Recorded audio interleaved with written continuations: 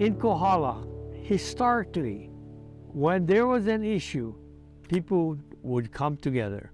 When Kamehameha was being born and they wanted to protect him from the high chief, Alapai, this whole entire community conspired against this high chief and wanted to keep this baby alive because they knew that this baby would be a special king someday. So all of these ahupua'a, like now, this ahupua'a that you're on is called Ho'ea. And Ho'ea means the arrival of, the welcoming of. The mom gave birth at Kokoichi, and then came to Ho'ea, and then Hawi. And all of the namesakes is about the travel of this young lad to be well protected from the King Alapai. That's the start of our community coming together.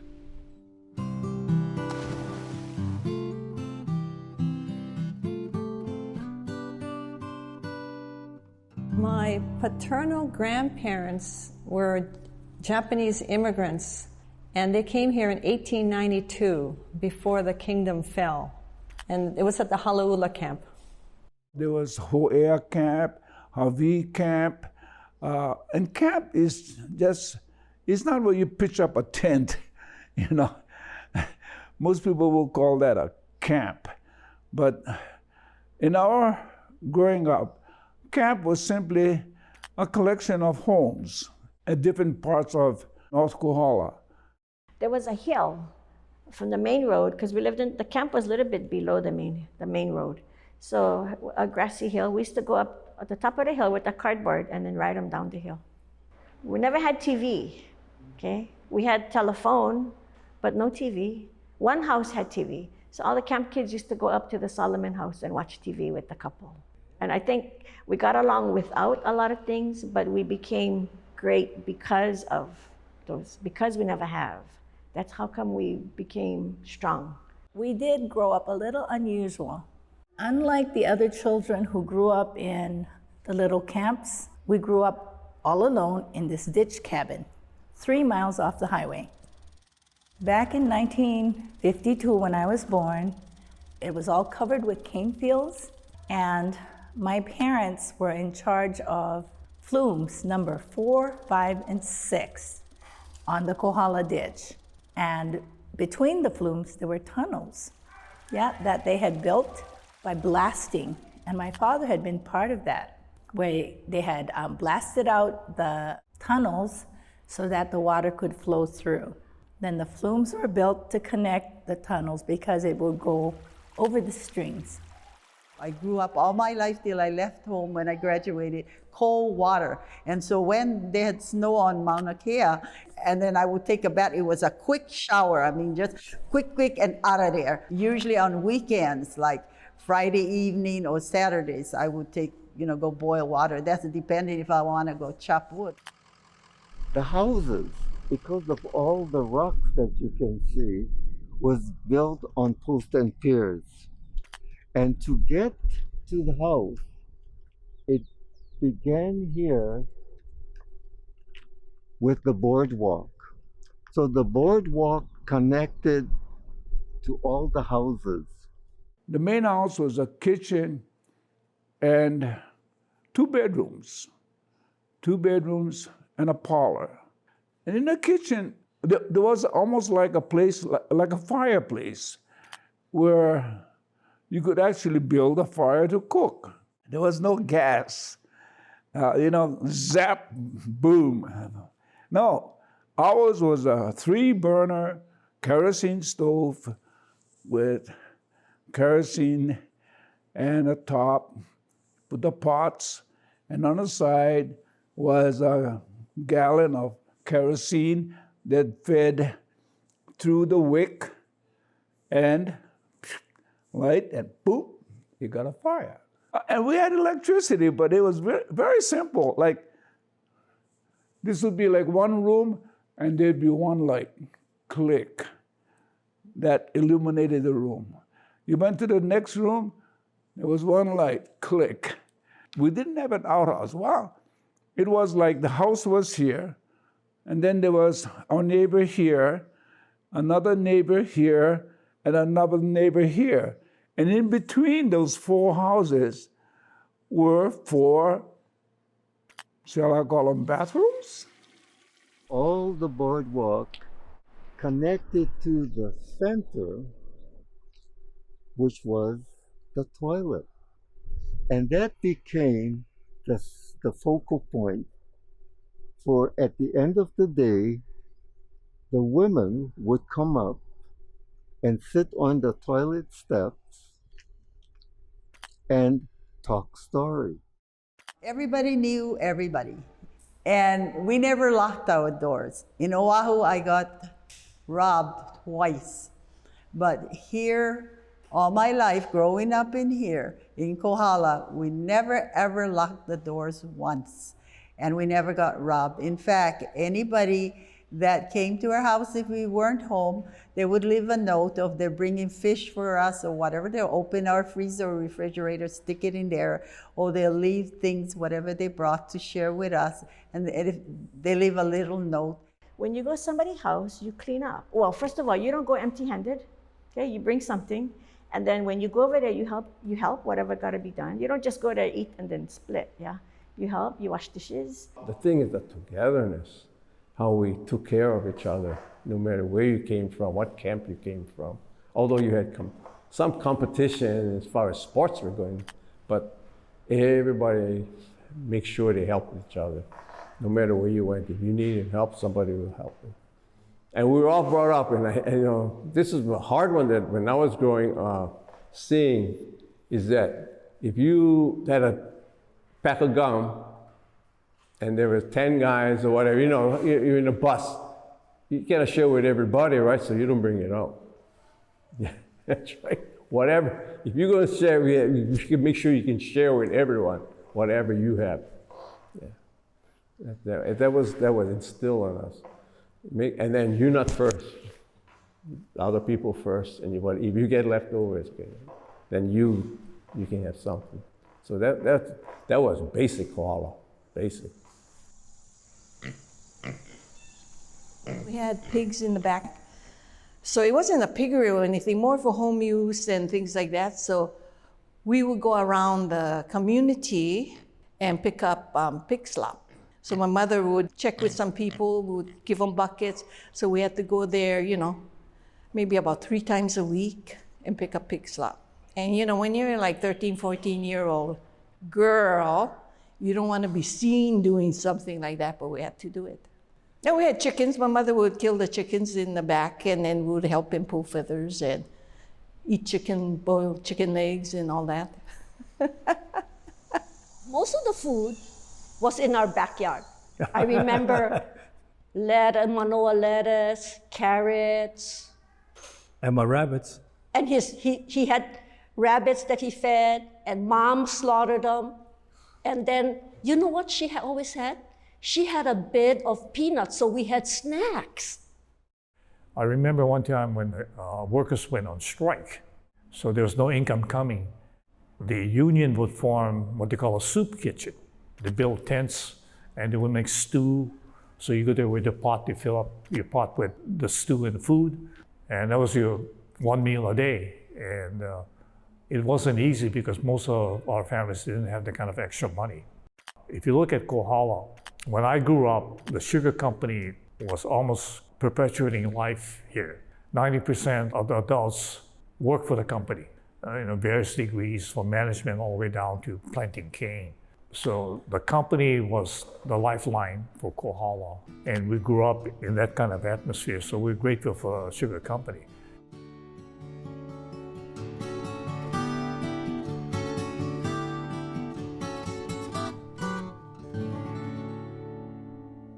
Out of 8 children, I'd say probably 6 of them left school like early, 7th, 8th grade, even earlier maybe, to work on the plantations. Maybe the 2 youngest, including my father, may have finished Kohala High School. But that was common back then because everybody needed the money. so that, when the kids could work, they went to work. The mill used to blow at 3 o'clock when all Pauhana. It started at 7 in the morning, the mill would blow again, the whistle. It's amazing. We used to watch, in fact, my uncle with his grader pick up all the cane and put it in a cane truck.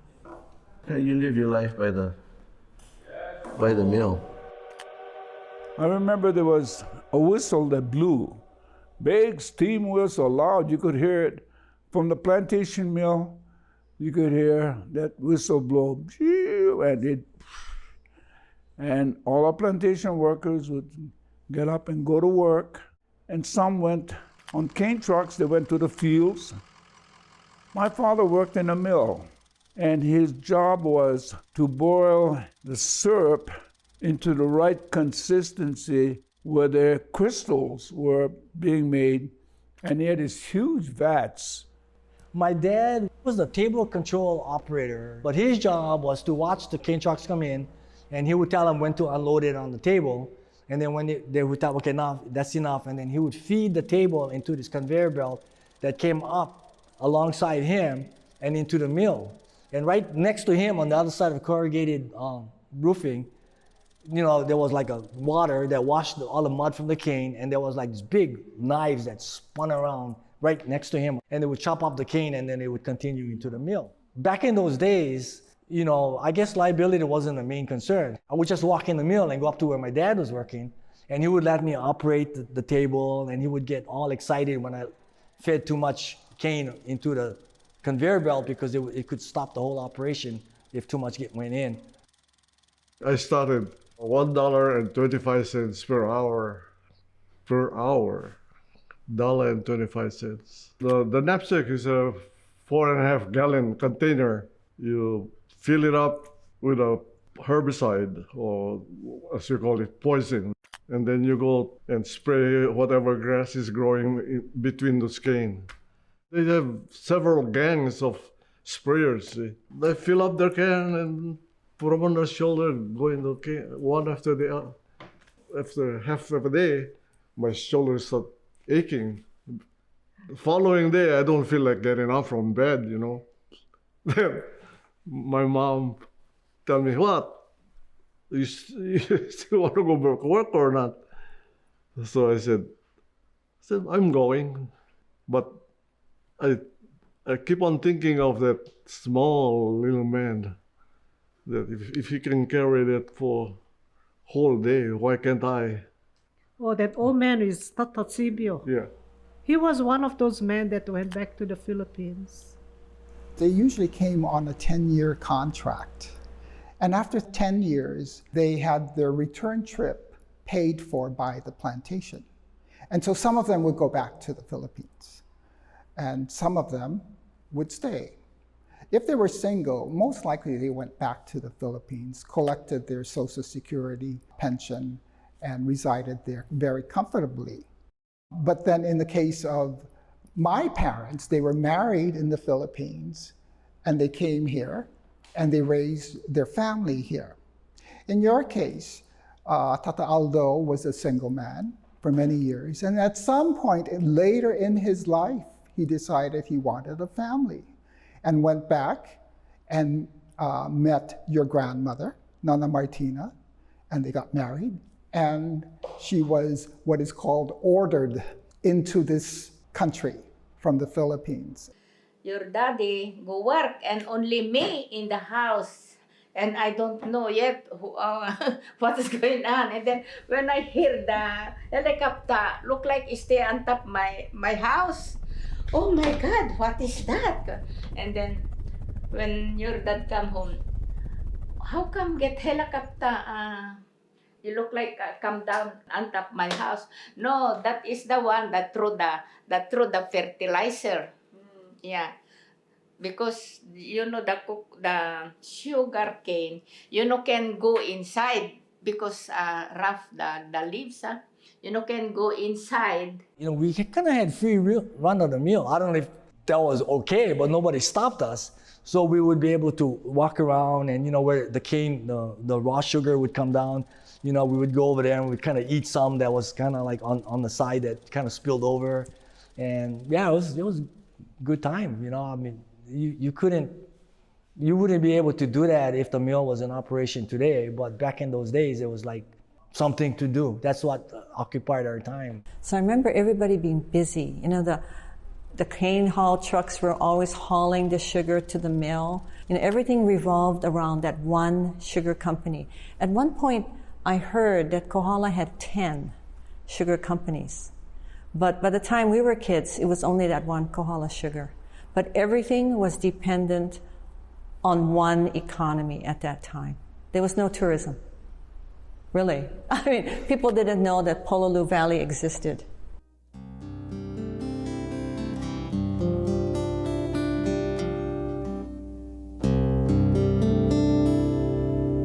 Our big supervisor come to pick me up and he said, the union is having a meeting with the sugar company.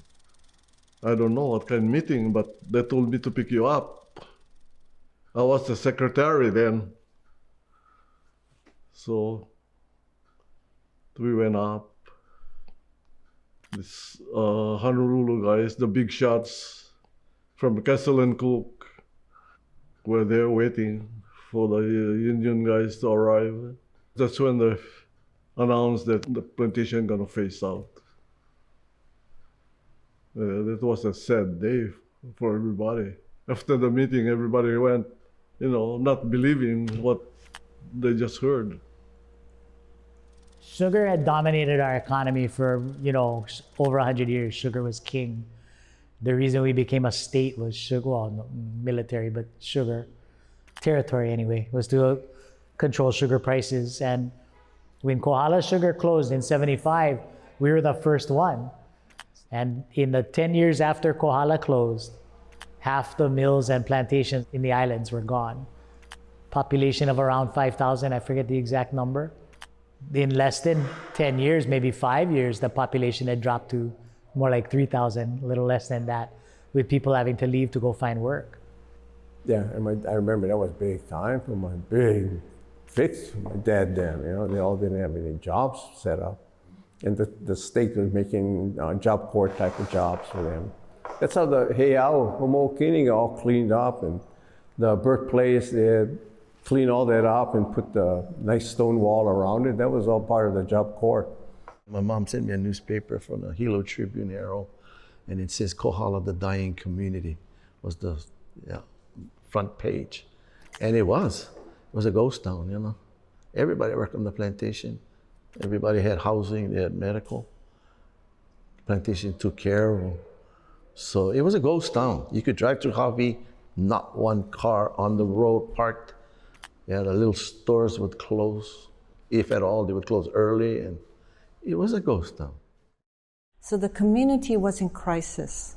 People were looking for different jobs. You know, people were unemployed. The hotels started being built in South Kohala. So a lot of people had to change their jobs from sugar plantation workers, and now they had to, most of them went to work for the hotels. When the hotel opened, we came into dance hula for the Mauna Kea Beach Hotel. All the way from Hilo. They didn't have very much halaus. They didn't have very much hula anywhere. Mauna Kea opened, and that's when Kohala people could come work. So there was that change and transition in the 70s into the 80s, and I think that was rough for Kohala for a while. They were also looking for alternative agricultural methods to replace sugar or to find other types of employment. We tried pineapple, we tried dairy farms, we tried things that would be large employers. But really, for all the things that sugar brought to the islands, monocropping is not a good thing, and we should be more diversified. Instead of trying to find a big thing as the solution, starting to look for a lot of little things to, you know, spread it out. A lot of galleries open, restaurant open, things became expensive in the living, and we're like, wow, where is these people coming from? You know, they built a house, they built a new store right across the street, and you know, there's no stoplights here. Thank God for that, but I wish we did, because people drive crazy in town. And the roads are small, so you know, you have the coffee shop one place and you have the restaurant across, and But in those days, we were mom and pop stores. You know, you could go in, ask questions. Everybody started working at the hotels, and people had money, and it's sooner or later, like she said, little things started to pop open, and now you can't find parking in Hovey, which is good. So yeah, a lot has changed, but that's life, right?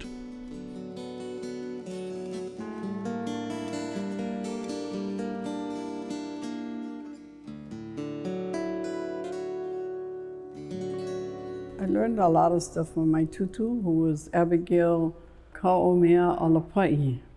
She was the great-granddaughter of Alapai Nui, and he was the one that wanted to kill Kamehameha when Kamehameha was born. And so my grandmother told the story over and over again, and I had two older sisters that used to say, "Don't tell the story again, we already heard it so many times." And my grandmother's, "I have to tell the story because I want you folks to learn and want to remember." So I told her, "Just tell the story one more time. I want to hear because I love history." And so then my sisters would go and play marbles on the ground, and I would sit there and listen to her, telling the stories over and over. So I can remember, I'm 82 years old, but I can remember stories from 2 years old. Listen to your kupunas. Listen to the land, listen to the mountains, to the water, you know, just the surroundings of things. Listen. Go see your parents, your grandparents, and if your grandparents are still living, get a record of your genealogy, how they came to Kohala. And then when you're old enough to settle down, raising your children, pass that oral history on down. That's my regret, you know. I have no record of that, other than what was left me verbally. Appreciate who you are and appreciate the people around you, because life is just a blink, man. You know, tell the people you love them, because things change. Like, well, a guy told me, when you're young, you stay on the ground playing in front of your yard, and your parents sitting on the steps of the porch and your grandparents up on the porch. So he told me, now we're on the porch. So after that, yeah, it's a new picture. Find out who you are. And then the other thing is, you really gotta take the time to understand the Hawaiian values. What does lokahi mean? Harmony. But it means more than that. What does ohana mean? Family, of course. What does aloha? You gotta learn those values, and then you gotta live it. Kuleana, people can find their own niche and fill it, and that it fulfills themselves as individuals and also serves their family and their community, their bigger family in some fashion. And I think I've learned history from both sides of the family. And so sharing that history has become my kuleana now. I try and, no sense knowing the stories if you can't share them. The heat under my pot is to make sure the stories get shared and the history doesn't get lost. Some of the important values of Kohala are so important. Number one, we gotta know our origin. Number two, we gotta know what we believe in, our values. Number three, we gotta know our purpose. Why are we doing it? Because vision without action is only a dream. Action without vision is waste of time. But vision plus action can change the world. And that's the destination that we want to be in. That we can say Kohala was special, is special, and will be special in the future. I'm a son of Kohala, and I'm very proud of that. The love of Kohala people, the mana, the spirit of Kohala, the spirit of being free, and the spirit of being supported and loved by many people is what kept me going. It was a very important part. And I told everybody I was so proud to be, and everybody knew that I came from Kohala. I made it well known. You know, it gives me that kind of feeling of Kohala still being Kohala. That the mana, the spirit that nurtured us growing up in Kohala is still there. That spirit of Kohala is still there. The buildings will change, but if you keep the values, you'll keep Kohala, Kohala. Keep Kohala, Kohala. Keep Kohala, Kohala. Thank you to everybody who's keeping Kohala, Kohala.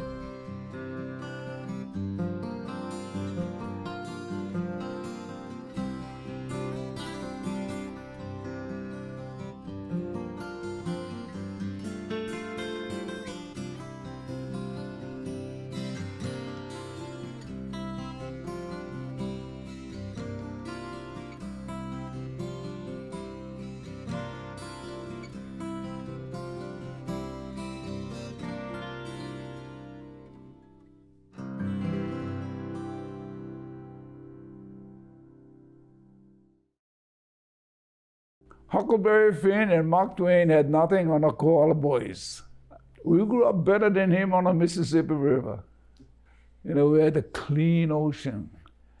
We had miles of open land that we could, and we were never lost. No, we were never lost.